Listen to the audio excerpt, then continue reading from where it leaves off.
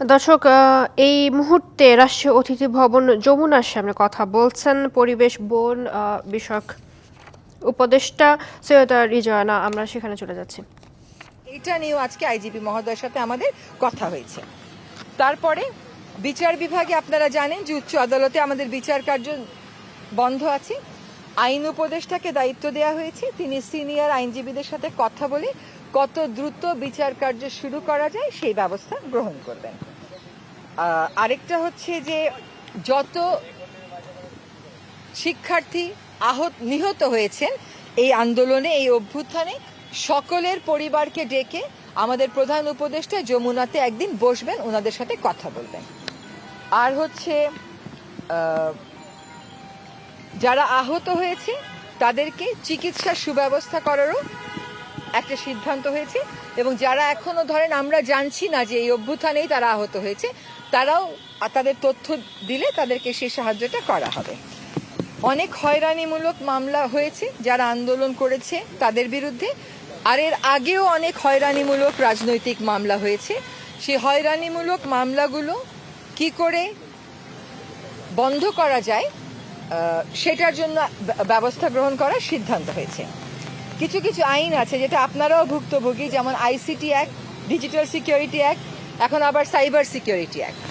ICT আর digital security act বাতিল হলেও ওগুলোর অধীনে অনেকের শাস্তি হয়েছে বা অনেকে জেলে আছে, অনেকের বিরুদ্ধে মামলা চলছে।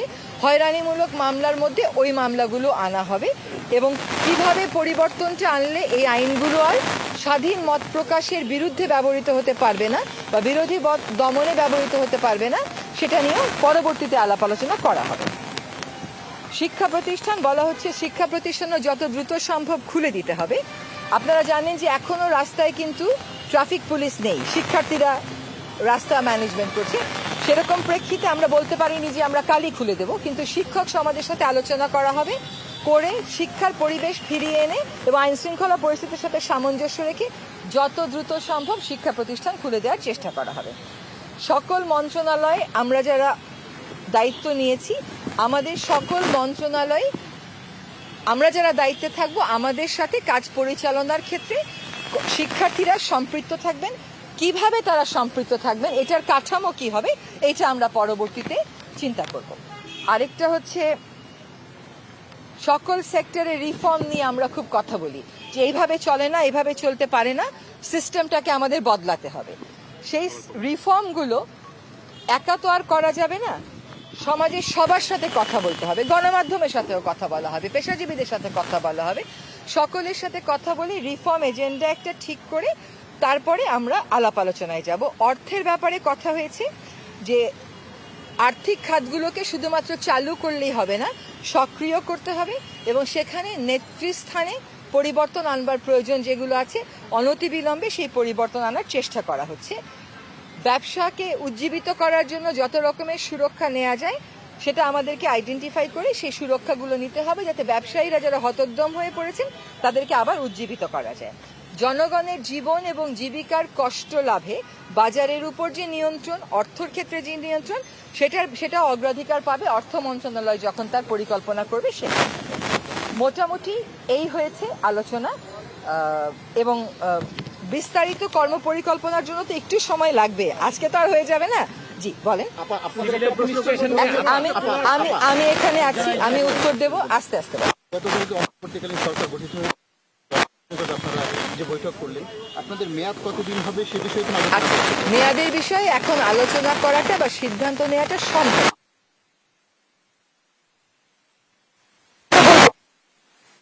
আমরা সকলেই গণতান্ত্রিক দেশে একটা যাতে যাত্রা শুরু করতে পারি, সেটার প্রস্তুতির জন্যই তো এই অন্তর্বর্তীকালীন সরকার। এই প্রস্তুতিটা নেওয়ার জন্য কিছুক্ষণ সময় দরকার, শুধুমাত্র কিছুক্ষণ সময়ই আমরা শেষ পর্যন্ত গণতন্ত্রের দিকে আমাদের। শিক্ষা প্রতিষ্ঠানের কথা আপনি বলছিলেন বাচ্চারা এখন রাস্তায়, আমরা জানি যে এইচএসসি পরীক্ষা ছিল, এবং প্রধান উপদেষ্টার কাঁধে আসলে অনেকগুলি মন্ত্রণালয়, সেখানে শিক্ষার দুটি মন্ত্রণালয় রয়েছে। উনি কি সুনির্দিষ্ট করে কোনো কিছু আসলে বলেছেন যে 14.5 লাখ? এখন বলতে পারেননি, এটার সাথে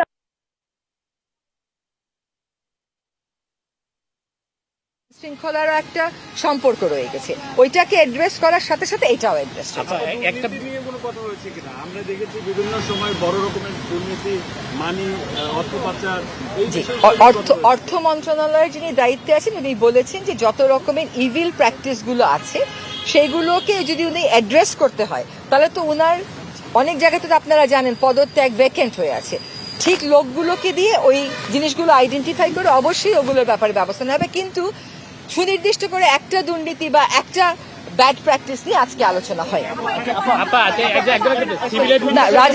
রাজারবাগে যেটা যাওয়ার কথা ছিল, যেহেতু আইজিপি মহোদয় এখানে এসেছেন, র্যাবের প্রতিনিধি এসেছেন, রাজারবাগে আজকে আর যাওয়া হচ্ছে না।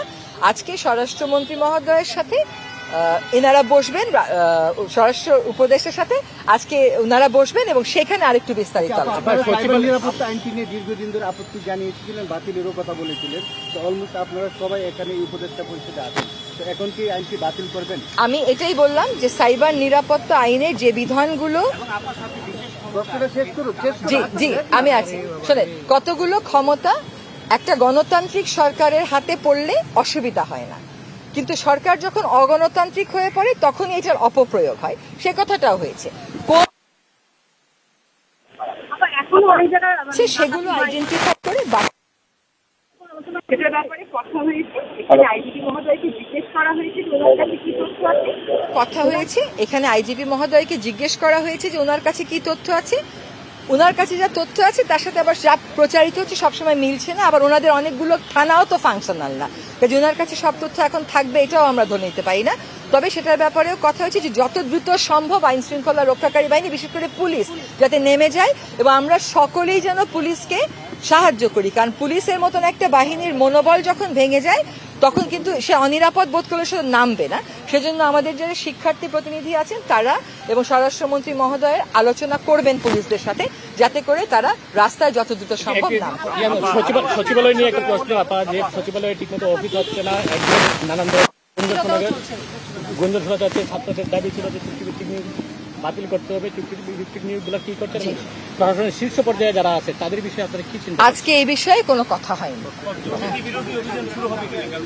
আজকে। জি,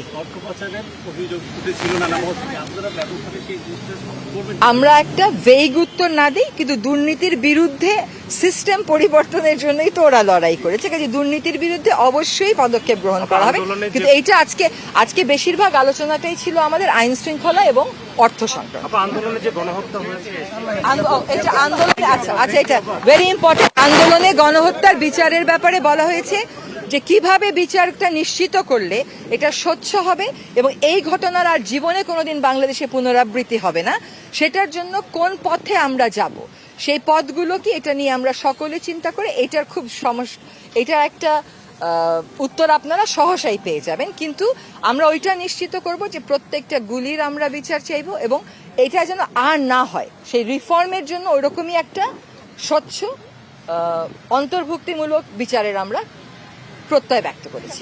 দর্শক, এই মুহূর্তে আবারও কথা বলছেন ডাক টেলিযোগাযোগ ও তথ্য প্রযুক্তি মন্ত্রণালয়ের উপদেষ্টা নাহিদ ইসলাম, আমরা আবারও সেখানে যুক্ত হচ্ছি। এবং এখানে বয়স কোনো বাধা হয়ে উঠতে পারবে কিনা, রাজনৈতিক বাধা আসবে কিনা? কিন্তু এক ধরনের স্বেচ্ছাচারিতা ছিল, বিভিন্ন ধরনের গুজব সরবরাহ প্রচারিত অনেক বিষয়গুলো ছিল, এগুলো আপনি কিভাবে অ্যাড্রেস করবেন? দেখুন, আমাদের যেই অগণতান্ত্রিক এবং স্বৈরাচারী একটি রাজনৈতিক ব্যবস্থা ছিল এতগুলো বছর ধরে, এখানে আমাদের বড় বড় রাজনৈতিক দলগুলোও কিন্তু সেই স্বৈরাচারী ব্যবস্থার মোকাবেলা করতে ব্যর্থ হয়েছে। সেই জায়গায় ছাত্রদের নেতৃত্বেই কিন্তু এই অভ্যুত্থানটি সংগঠিত হয়েছে। ছাত্রদের উপর আস্থা রেখে জনগণ রাস্তায় নেমে এসেছে।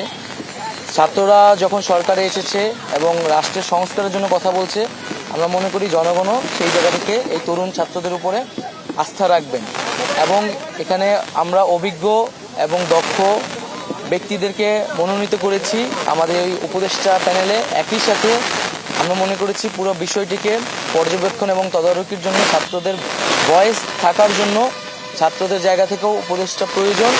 জায়গা থেকে আমরা 2 জন ছাত্র প্রতিনিধি এই উপদেষ্টা প্যানেলে রয়েছি এবং পাশাপাশি আরও আমাদের ছাত্র প্রতিনিধিরা অন্যান্য উপদেষ্টাদের সাথে সহকারী হিসেবে সামনের দিনে কাজ করার সুযোগ থাকবে। নানা রকম চ্যালেঞ্জ আসতে পারে সামনে, তো সেই ব্যাপারে শিক্ষার্থীদের মধ্যে যাতে কোনো ধরনের বিভেদ তৈরি না হয়, বিভাজন সেই বিষয়টা ভাবছেন কি নিশ্চিত করতে পারবেন কিনা?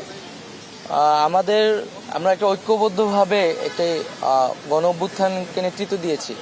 এখন আমাদের সময় হচ্ছে বাংলাদেশকে আবার নতুন করে গঠন করে গড়ে তোলা। সেই জায়গায় আমাদের ঐক্যবদ্ধ থাকতে হবে এবং আমরা মনে করি যে ছাত্ররা এবং নাগরিকরা ঐক্যবদ্ধ থাকবে। বাংলাদেশের সিস্টেম ভেঙে পড়েছে অনেকখানি, সেটাকে গড়ে তোলা সম্ভব যদি প্রশাসনের সাথে নাগরিক বা সিভিলিয়ান যারা ছাত্র নাগরিক তারা যাতে সমান্তরালে যদি একসাথে কাজ করে, সেটা আইন শৃঙ্খলা থেকে শুরু করে সর্বক্ষেত্রে, তাহলে খুব দ্রুত সময়ের মধ্যে আমাদের যে চ্যালেঞ্জগুলো বা যে সমস্যাগুলো আমরা দেখছি সেগুলি মোকাবেলা করে উতরে ওঠা সম্ভব। কথা বললেন যে মন্ত্রণালয়গুলোতে আপনাদের ছাত্রদের সম্পৃক্ততা থাকবে, এটা কিভাবে সম্ভব হবে? এটি হচ্ছে এটার প্রক্রিয়া নিয়ে আমাদের মধ্যে আলোচনা হচ্ছে, কিন্তু আমাদের প্রাথমিকভাবে একটা সিদ্ধান্ত আগেও ছিল যে সহকারী উপদেষ্টা বা এইরকম ভাবে কোনো একটা পদায়ন করে যে ছাত্রদের ওই মন্ত্রণালয়ে একটা হচ্ছে তদারকির সুযোগ থাকা, বক্তব্যে রাখার সুযোগ থাকা, সেই ব্যবস্থাটি থাকবে আর কি।